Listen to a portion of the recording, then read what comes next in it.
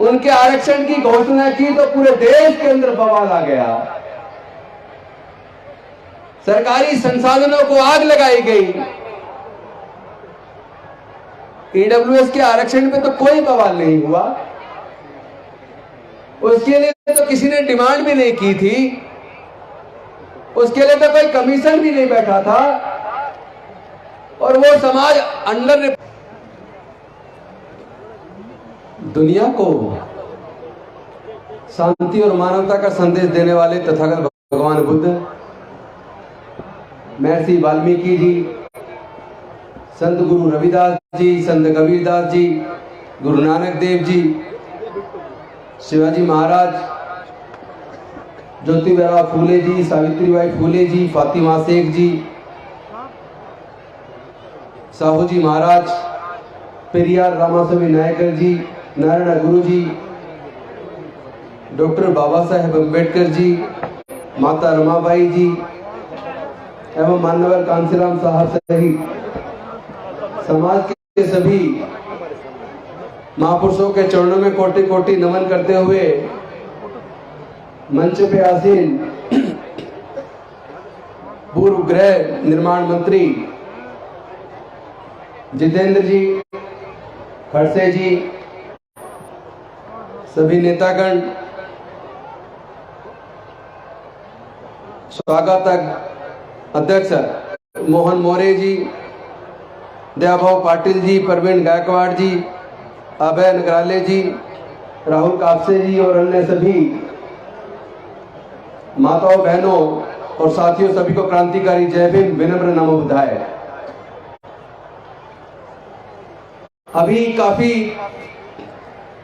उत्साहवर्धक, ज्ञानवर्धक और ऐतिहासिक बातें बड़े जोश और खरोश के साथ आपने जितेंद्र जी की सुनी। तो जहां जितेंद्र जी ने खत्म किया, मैं उससे आगे शुरू करता हूं।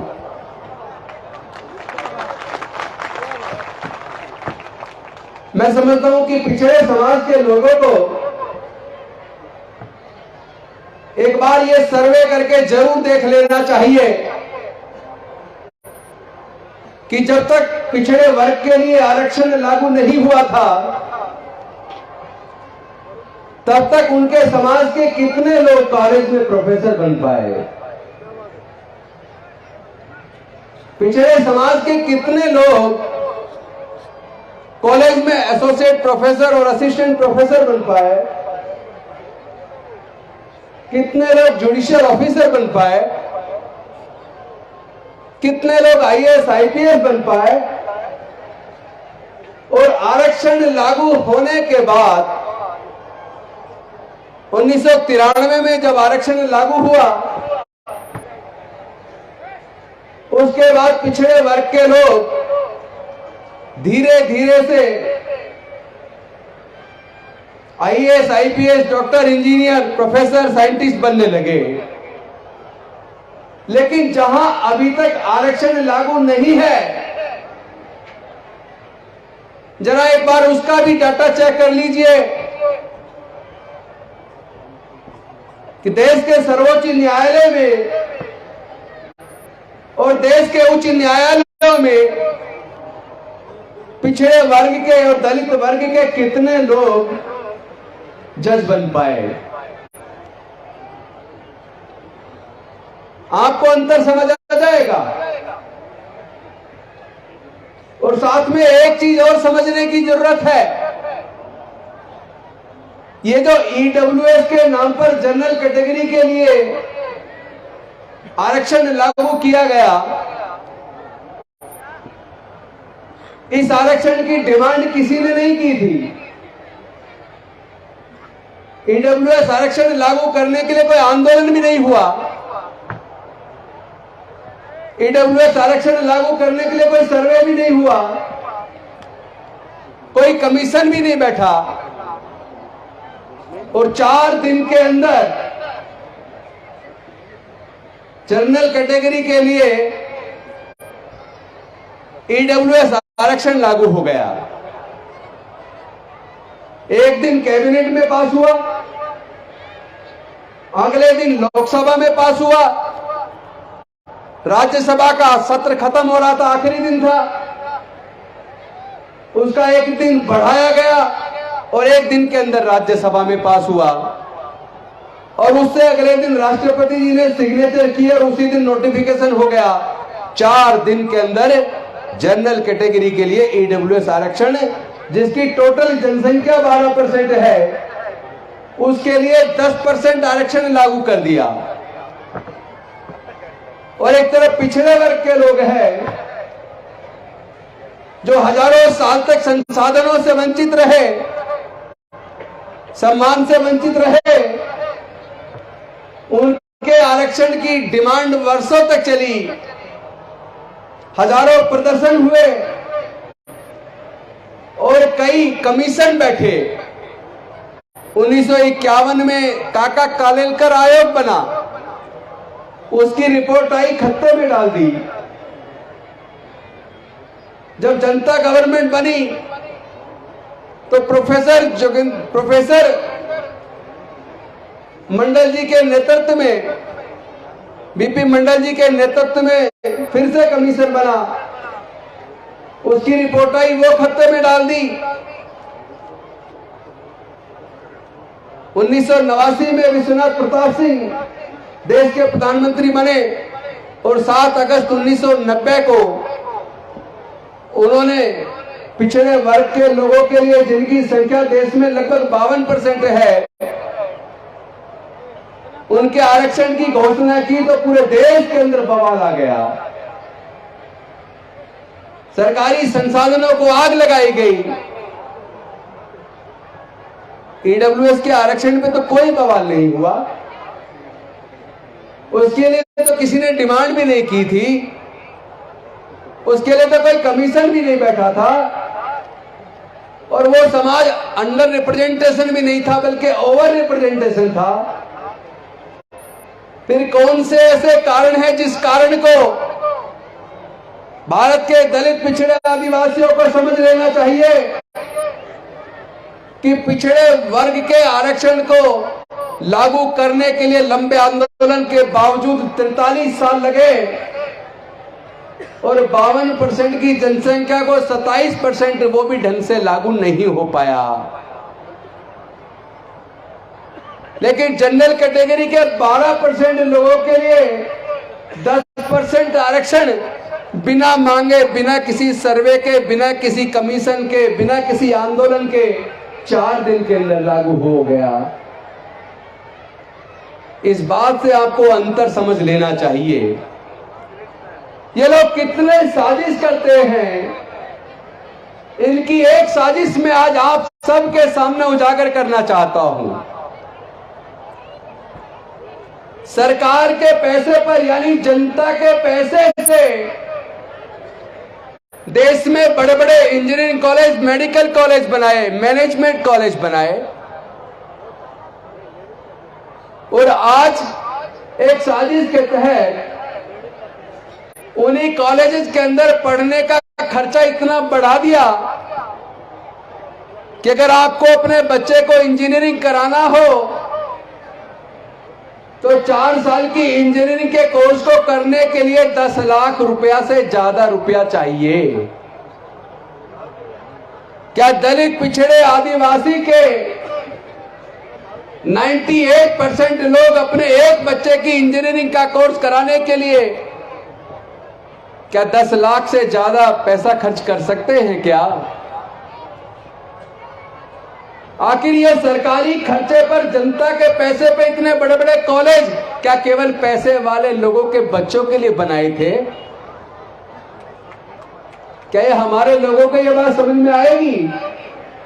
आपके, यानी आपके जनता के पैसे पे ये कॉलेज, इसका निर्माण हुआ और उसके बाद उनके पढ़ने का खर्च इतना बढ़ा दिया, जिनके पैसे से कॉलेज बने उन्हीं के बच्चे उन स्कूलों में, कॉलेज में ना जा पाए। कितनी बड़ी साजिश है। देश के अंदर जितने संस्थान बने, चाहे ओएनजीसी हो, चाहे पेट्रोलियम कंपनियां हो, चाहे बैंक हो, चाहे इंश्योरेंस कंपनियां हो, चाहे टीडीसी के होटल हो, जनता के पैसे से उनका निर्माण हुआ और उसके बाद साजिश के तहत उन्हीं कंपनियों को घाटे में दिखाकर औने पौने दाम पर अपने मित्र दोस्त पूंजीपतियों के हाथों बेच दिया। देश को बेचने वाले राष्ट्रभक्ति का सर्टिफिकेट बांटते हैं। गाय को अगर कोई मार दे, चाहे साबित भी ना हो किसने मारी, केवल संदेह मात्र पे जो लोगों की हत्या कर देते हैं, लेकिन जब दलितों की हत्या होती है तो चुप्पी साध लेते हैं। मैं आप सबसे पूछना चाहता हूं, क्या आपको ऐसी सामाजिक व्यवस्था की कोई जरूरत है जो हमारी बहन बेटियों की इज्जत लूटकर उनकी हत्या करती हो? क्या आपको ऐसी सामाजिक व्यवस्था की जरूरत है जो मूंछ रखने पर हमारे युवाओं की हत्या कर देती हो? क्या आपको ऐसी सामाजिक व्यवस्था की जरूरत है जो घड़ा छू लेने पर हमारे बच्चों की हत्या कर देती हो?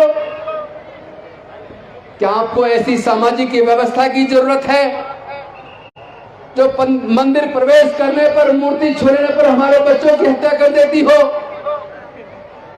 क्या आपको, हमें सबको क्या ऐसी सामाजिक व्यवस्था में बने रहना चाहिए जो हमें गुलाम बनाए रखना चाहती हो?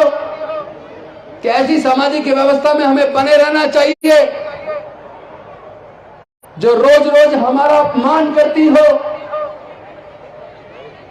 अगर ये अपमान हमारा हजारों साल से हो रहा है, या हम लोग जो इतना पिछड़ गए हैं, इसका सबसे बड़ा कारण यह है कि हमने अपने बुजुर्गों की सांस्कृतिक विरासत को, यानी बुद्ध के धम्म को छोड़कर ऐसी असमानता पर आधारित, अन्याय पर आधारित व्यवस्था के हम हिस्सा बन गए। आपको तो गर्व करना चाहिए था कि वो बुद्ध का धम्म जो भारत से गया और पूरे दुनिया ने उसको स्वीकार करके तरक्की कर ली, और आप सबने अपने बुजुर्गों के उस धम्म को, बुद्ध के धम्म को छोड़कर जाति के ऊपर आधारित, छुआछूत पर आधारित, वर्ण व्यवस्था के ऊपर आधारित सामाजिक व्यवस्था को अपना लिया। अरे कैसे लोग हो जो अपने बुजुर्गों की सांस्कृतिक विरासत को छोड़कर, जिसको पूरे दुनिया ने स्वीकार करके तरक्की कर ली, और तुमने उसको त्याग कर जातिवाद पर आधारित, वर्णवाद पर आधारित, छुआछूत पर आधारित व्यवस्था को अपनाकर अपना बेड़ा गर्क कर लिया। कब तक इस सामाजिक व्यवस्था के हिस्सा बने रहोगे? कब तक बहन बेटियों की इज्जत लुटवाते रहोगे? तुम्हारा खून पानी बन गया है क्या? क्या तुम्हें तनिक भी शर्म नहीं आती? डॉक्टर बाबा साहब अम्बेडकर की मेहनत को तुम लोग क्यों खराब कर रहे हो? अरे सोच के देखो, डॉक्टर बाबा साहब अम्बेडकर जी ने अपने 4 बच्चों को गवा दिया, अपनी जवान पत्नी माता सावित्रीबाई फुले को गवा दिया। किसके लिए गवाया? हमारे और आपके सबके लिए गवाया। बाबा साहब ने सपना देखा था कि मैं इस जातिवाद और धर्म, ये वर्ण व्यवस्था पर आधारित व्यवस्था को त्याग कर अपने समाज को बौद्धमय बनाऊंगा, ताकि हमारे लोगों को इस उत्पीड़न से, इस जिल्लत भरी जिंदगी से छुटकारा मिल जाए। उन्होंने कहा था मी भारत बौद्धमय करी, लेकिन दीक्षा लेने के 1 महीने 22 दिन बाद वो महापरिनिर्वाण को प्राप्त हो गए, और बाबा साहब का वो सपना, बौद्धमय भारत बनाने का सपना रह गया। क्या हम डॉक्टर बाबा साहब अम्बेडकर की इतने निकम्मा व नाकारा औलाद हैं जो डॉक्टर बाबा साहब अम्बेडकर के सपने को पूरा न कर सके? क्या हम डॉक्टर बाबा साहब अम्बेडकर की कुर्बानी को, जिन्होंने 4 बच्चे और पत्नी माता रमाबाई को गंवा दिया, उनकी कुर्बानी को बेकार कर देंगे? हम लड़ेंगे, हम लड़ेंगे अपनी बहन बेटियों की इज्जत के लिए, अपने आने वाले बच्चों के भविष्य के लिए, अपने समाज के मान सम्मान और स्वाभिमान के लिए हम लड़ेंगे। लेकिन इस लड़ाई में अगर कोई चीज बाधा है तो वो समाज के अंदर जो बिखराव है, जो जाति और वर्ण में हम लोग बटे हुए हैं, हम सब लोग कहते हैं कि जाति की वजह से हमारे साथ जातिगत उत्पीड़न होता है। अगर जाति की वजह से जातिगत उत्पीड़न होता है तो जब तक आप जातियों में बने रहोगे, क्या तब तक तुम्हें जातिगत उत्पीड़न से छुटकारा मिल जाएगा क्या? ईमानदारी से बताइए, क्या उत्पीड़न से छुटकारा मिल जाएगा क्या? आप लोग की चुप्पी सवाल पैदा करती है। मैं आपसे पूछना चाहता हूं, जो लोग डॉक्टर बाबा साहब अम्बेडकर के सपने को पूरा करना चाहते हैं, वो लोग अपने जगह बैठे हुए दोनों हाथ एक बार पूरी तरीके से खड़े कर लें। जो अपने बच्चों को अंधकार से निकालकर प्रकाश की तरफ ले जाना चाहते हैं, वो दोनों हाथ खड़े कर लें। जो बहन बेटे की इज्जत के लिए, अपने युवाओं के स्वाभिमान के लिए, अपने समाज के सम्मान के लिए अपने आत्मबल को बढ़ाना चाहते हैं, अपने समाज की इज्जत आबरू के लिए एकजुट होना चाहते हैं, जातियों को तोड़ना चाहते हैं, बुद्ध के दम में दीक्षित होना चाहते हैं, वो लोग अपने हाथ खड़े कर ले। जय भीम, जय भीम, जय भीम। ये लड़ाई हमें लड़नी होगी और ये लड़ाई चुप रहने से नहीं होगी। ये खामोश मिजाजी तुम्हें जीने नहीं देगी। इस दौर में कर जीना है तो कोहराम मचा दो। इस लड़ाई को लड़े बिना छुटकारा मिलने वाला नहीं है। अगर बिल्ली को देखकर कबूतर आंख मींचले तो मुझे बताइए, क्या कबूतर की जान बच जाएगी? कबूतर की जान नहीं बचेगी, उसको उड़ना होगा। तो जिस सामाजिक व्यवस्था में जात है, छुआछूत है, वर्ण है, बंटवारा है, अन्याय है, शोषण है, उत्पीड़न है, उस सामाजिक व्यवस्था में बने रहोगे तो कभी भी तुम्हें छुटकारा मिलने वाला नहीं है। उससे छुटकारा का तो एक ही रास्ता है, जाति तोड़ो, समाज जोड़ो। जाति छोड़ो, समाज जोड़ो। इन जातियों को छोड़ना होगा, जातियों को तोड़ना होगा और समाज को जोड़ना होगा। जब तक हम जातियों को नहीं तोड़ेंगे तब तक छुटकारा मिलने वाला नहीं है। हम लोग किन्वट के अंदर 12वीं जागतिक बौद्ध धम्म परिषद मना रहे। इस आयोजन के अवसर पे कम से कम एक बात का तो संकल्प कर लो कि अब हम लोग जातियों को हर कीमत पर तोड़ेंगे, आपस में रोटी बेटी का रिश्ता करेंगे। क्या आप लोग तैयार हैं?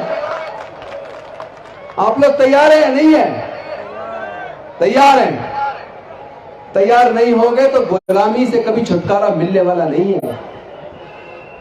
याद रखना, जो डॉक्टर बाबा साहब अम्बेडकर देकर गए थे, बड़ी ताक, तपस्या और बलिदान से देकर गए थे, उसमें से 70% तो इन सरकारों ने छीन लिया, 30% बचा हुआ है। अगर आप लोग इसी तरह जातियों में बटे रहे, एकजुट नहीं हुए, अगर आप लोग वोट बैंक बने रहे, अगर अपने सम्मान और स्वाभिमान के लिए एकजुट नहीं हुए, तो ये 30% आने वाले 10 से 15 सालों में छीन जाएगा। क्योंकि जो हमारा थोड़ा बहुत तरक्की हुई है, ये बाबा साहब के दिए हुए रिजर्वेशन की वजह से हुई है। उन्होंने पढ़ाई के क्षेत्र में रिजर्वेशन दिया तो हम पढ़ लिख गए। उन्होंने नौकरी के क्षेत्र में रिजर्वेशन दिया तो हम लोग नौकरी में थोड़ा पैसा कमाया। उन्होंने राजनीति में रिजर्वेशन दिया तो हम MP, MLA और मंत्री बन गए। हम ये भूल गए, हम जो कुछ भी बन पाए हैं वो केवल और केवल डॉक्टर बाबा साहब अम्बेडकर के त्याग, तपस्या, कुर्बानी और बलिदान की वजह से बन पाए हैं। लेकिन उनके उस बलिदान को हम लोगों ने खराब कर दिया। हमारी आंखों के सामने हमारे रहते हुए उन्होंने पढ़ाई का खर्चा इतना महंगा कर दिया कि हमारे बच्चों से उन्होंने पढ़ाई को छीन लिया। अब हमारे बच्चे हायर एजुकेशन में पढ़ नहीं पाएंगे क्योंकि हमारे पेरेंट्स के पास इतना पैसा नहीं है कि वो अपने बच्चों के हायर एजुकेशन का खर्चा उठा पाए। और देश के सरकारी संस्थानों को उन्होंने एक एक करके बेच दिया। जो संस्थान बिक गया वहां आपका रिजर्वेशन खत्म हो गया। यानी कि आपकी नौकरी भी गई और आपकी पढ़ाई भी गई और आप लोग केवल वोट बैंक बने रहे। कभी ए का वोट बैंक, कभी बी का वोट बैंक, कभी सी का वोट बैंक। आप लोगों ने अपनी वोट की कीमत को नहीं समझा। अरे याद करो, जब भारत आजाद होने वाला था, डॉक्टर बाबा साहब अंबेडकर भारत का संविधान लिख रहे थे। संविधान सभा के सामने एक प्रश्न था कि भारत आजाद होने वाला है, हम अपनी सरकार चुनेंगे तो वोट देने का अधिकार किस किस को मिलना चाहिए। ज्यादातर संविधान सभा के सदस्य यह चाहते थे कि वोट का अधिकार केवल इनकम टैक्स पे करने वाले लोगों को, बड़े जमींदारों को और केवल ग्रेजुएट को मिलना चाहिए। डॉक्टर बाबा साहब अंबेडकर जी ने सोचा कि संविधान सभा के सदस्य हमारे देश के 90% लोगों को, देश के दलित, पिछड़े, आदिवासी और महिलाओं को वोट का अधिकार नहीं देना चाहते, क्योंकि देश में दलितों, पिछड़ों, आदिवासियों और महिलाओं को तो पढ़ने का अधिकार ही नहीं था। इसलिए हमारे लोग ग्रेजुएट नहीं बन पाए, यानी उनको तो वोट का अधिकार मिलना नहीं था। उनको संपत्ति और व्यापार का भी अधिकार नहीं था, इसलिए वो व्यापारी नहीं बन पाए, तो इनकम टैक्स पेई भी नहीं बन पाए, जमींदार भी नहीं बन पाए। इसका मतलब हमारे लोगों को वोट का अधिकार नहीं मिलना था। लेकिन डॉक्टर बाबा साहब अंबेडकर संविधान सभा के सामने अड़ गए और उन्होंने अपनी बुद्धि और विवेक से, अपनी काबिलियत से, अपने आर्ग्यूमेंट से संविधान सभा को इस बात को मानने के लिए मजबूर कर दिया कि भारत में रहने वाले सभी लोगों को वोट का अधिकार मिलेगा और सबके वोट की कीमत बराबर होगी। लेकिन हम लोगों ने अपनी वोट की कीमत को समझा नहीं। शराब की बोतल में 1000-2000 रुपए में 10-5 किलो अनाज में अपने वोट को बेच दिया, और जिन लोगों ने, जिन पूंजीपतियों के पैसे से हमारी वोट को खरीदा, उन्हीं पूंजीपतियों के हाथों पूरे देश को और हमारे बच्चों के भविष्य को बेच दिया। लेकिन हमारी आंखें अभी भी नहीं खुल रही, हम अभी भी वोट बैंक बने हुए हैं। थोड़े से अनाज में वोट बेच रहे हैं, शराब की बोतल में 1000-2000 रुपए में वोट बेच रहे हैं। ये वोट बैंक बनना बंद करो मेरे दोस्तों। अपनी ताकत, वोट की ताकत को पहचानो। मान्यवर कांशीराम कहते थे, जिसकी जितनी संख्या भारी उसकी इतनी हिस्सेदारी। लेकिन एक बच्ची वहां वर्धा में बोल रही थी, आजकल तो जिसकी जितनी थैली भारी उसकी उतनी हिस्सेदारी। वो बच्ची सही कह रही थी। अब आप सोच लो, क्या केवल पैसे वाले लोगों के हाथ में सत्ता और संसाधन होना चाहिए? क्या केवल उन्हीं के बच्चों का अफसर बनना चाहिए? क्या आपके बच्चों का अफसर नहीं बनना चाहिए? बनना चाहिए कि नहीं बनना चाहिए? बनना चाहिए। कैसे बनेंगे? बनेंगे कैसे? उसके लिए जो हायर एजुकेशन चाहिए, उस हायर एजुकेशन के खर्चे को सरकारों ने एक साजिश के तहत इतना ज्यादा बढ़ा दिया कि आपके बच्चे अब हायर एजुकेशन ले ही नहीं पाएंगे। और जब वो हायर एजुकेशन ले ही नहीं पाएंगे तो फिर वो अफसर कहां से बनेंगे? आपके बच्चों का भविष्य अंधकार की तरफ जा रहा है। मुझे डॉक्टर बाबा साहब अंबेडकर जी का 25 नवंबर 1949 को जो संविधान सभा के सामने उन्होंने भाषण दिया था, उस भाषण में उन्होंने इस बात पे चिंता जताई थी कि भारत आजाद बने रहेगा फ्यूचर में या नहीं, हमारे लोगों की आजादी बची रहेगी या फिर से गुलाम तो नहीं हो जाएंगे। इस बात को लेकर उन्होंने दो चिंताएं जाहिर की। उन्होंने कहा, मेरी पहली चिंता तो यह है, जिस दिन भारत के लोग देश से ऊपर धर्म को मानने लगेंगे, उस दिन भारत अपनी आजादी खो देगा। और दूसरी चिंता यह थी उनकी, जिस दिन भारत के लोग किसी नेता के सामने इतने अंतभक्त हो जाएंगे, इतने अंधे हो जाएंगे कि उस नेता के को इतना मुक्त कर देंगे, वो तानाशाह होकर उसी जनता के सारे हक अधिकार छीनकर देश को बेच दे, और तब भी वो चुप्पी साधे रहेंगे। उस दिन भारत फिर से गुलाम हो जाएगा, भारत के लोग फिर से अपनी आजादी खो देंगे। और आज वो स्थिति आ चुकी है। डॉक्टर बाबा साहब अंबेडकर की वो दोनों चिंताएं सही साबित हुई। एक तरफ भारत में आजकल बहुत सारे लोग धर्म को देश से ऊपर मानने लगे हैं, और एक नेता के प्रति इतने अंधभक्त हो गए कि उस नेता ने देश के सारे संसाधनों को बेच दिया और लोग चुप हैं। यानी कि देश फिर से गुलामी की तरफ बढ़ चला है। अगर देश को फिर से गुलाम होने से बचाना चाहते हो, अगर आप नहीं चाहते आपके बच्चे फिर से गुलाम हो जाए, तो जाति छोड़ो समाज जोड़ो की परिकल्पना के साथ डॉक्टर बाबा साहब अम्बेडकर को जो सपना था भारत को बौद्ध में बनाने का, उसको साकार करो। अपने पूर्वजों की सांस्कृतिक विरासत में, बुद्ध के धम्म में वापस आओ और अपनी वोट की कीमत को पहचानो। ऐसे लोगों को सत्ता से बाहर का रास्ता दिखाओ जो लोग देश को बेच रहे हैं, जो आपके बच्चों के भविष्य को अंधकार में डाल रहे हैं, जो आपके हक अधिकार को छीन रहे हैं, जो आपके स्वाभिमान को कुचल रहे हैं, जो आए दिन जाति और धर्म के नाम पर उन्माद करने वाले लोगों को बढ़ावा देते हैं। और ऐसे नकली साधु संत जो रोज रोज लोगों की गर्दन काटने पर इनाम घोषित करते हैं, ऐसे लोगों को मुकदमा बनाकर जेल में डालने का काम नहीं करते। ऐसी सरकारों को सत्ता से बाहर फेंकने का समय आ गया है, क्योंकि संविधान के खिलाफ ये सरकारें काम कर रही हैं। अरे जो सरकारें लोगों के पढ़ाई का खर्चा ना उठा पाए, जो सरकारें लोगों को इलाज का खर्चा ना उठा पाए, ऐसी सरकारों को तो वैसे भी सत्ता में बने रहने का कोई हक नहीं है। ऐसी सरकारों को हम नेस्तनाबूद कर देंगे। अब समय आ गया है, अपनी ताकत को पहचानो, समाज को एकजुट करो और अन्याय के खिलाफ आवाज बुलंद करो। किसी के भी साथ अन्याय हो, जुर्म हो, उसकी जाति और धर्म मत देखना।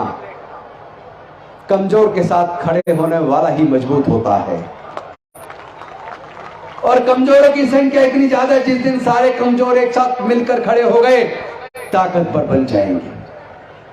किसी की हिम्मत नहीं है जो हमारी बहन बेटी की तरफ आंख उठा के देख ले।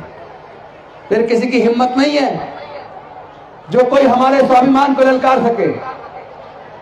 बस मंत्र एक है, जाति छोड़ो, समाज जोड़ो, एकजुट हो जाओ और अपने बुजुर्गों की सांस्कृतिक विरासत में, बुद्ध के धम्म में वापस आओ। जिस बुद्ध के धम्म से पूरी दुनिया को शांति और मानवता का संदेश मिला, जिसको पूरी दुनिया स्वीकार करके तरक्की कर रही है, अगर आपको तरक्की करनी है तो वापस अपने बुजुर्गों की सांस्कृतिक विरासत में, बुद्ध के धम्म में आए बिना आपका गुजारा होने वाला नहीं है। इन्हीं शब्दों के साथ मैं अपनी वाणी को विराम देता हूं। आपका बहुत बहुत धन्यवाद। नमो बुद्धाय। जय भीम, जय भारत।